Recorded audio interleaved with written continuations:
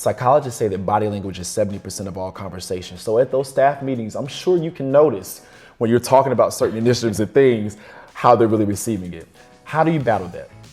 As a person who is a CEO of my business and also a person who works for a nonprofit organization, one thing I would first say, there is always an undercurrent happening within whatever workplace you're in.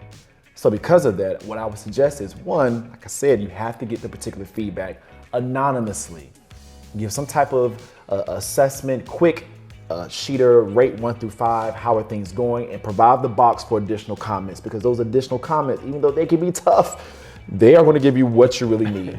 Once you understand that, you get that data, you can now pinpoint what's really happening inside of my organization. Oh, our staff meetings are too long. Oh, we too many initiatives were brought in during the second quarter. Then from there, you can begin to tailor how you actually want to operate for the rest of the year. One of the things I've learned from one of the greatest leaders I've met was that they built a menu. And with the menu, what happens is they knew that our year was going to be tough.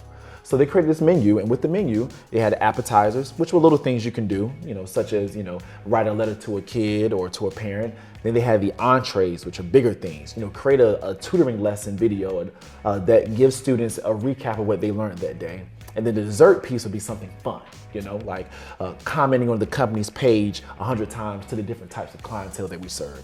And what happens is, once you complete the things on your menu, at our midpoint year meeting, which is essential because a lot of people have a kickoff to the beginning of the year, but you don't have a check-in point how everybody's doing. You turn in your menu at the check-in point, and then what happens is your menu is submitted for a drawing for a big giant prize. For me, I love that.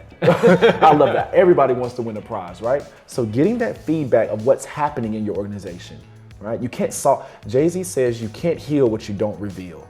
And for me, I want to listen to a billionaire when they say something like that, right? Then once you figure out what has been revealed, how can you tackle that? Building those SMART goals and figuring out what's the best way to get the people encouraged and loving and change the environment that's shifted. Whether it's starting your meetings off with music, when people are coming in, just little things like that will begin to change that climate and culture and encourage people that are quietly quitting to think twice, to be like, well, do I want to leave this type of atmosphere? Because I'm not sure if I can get this atmosphere anywhere else.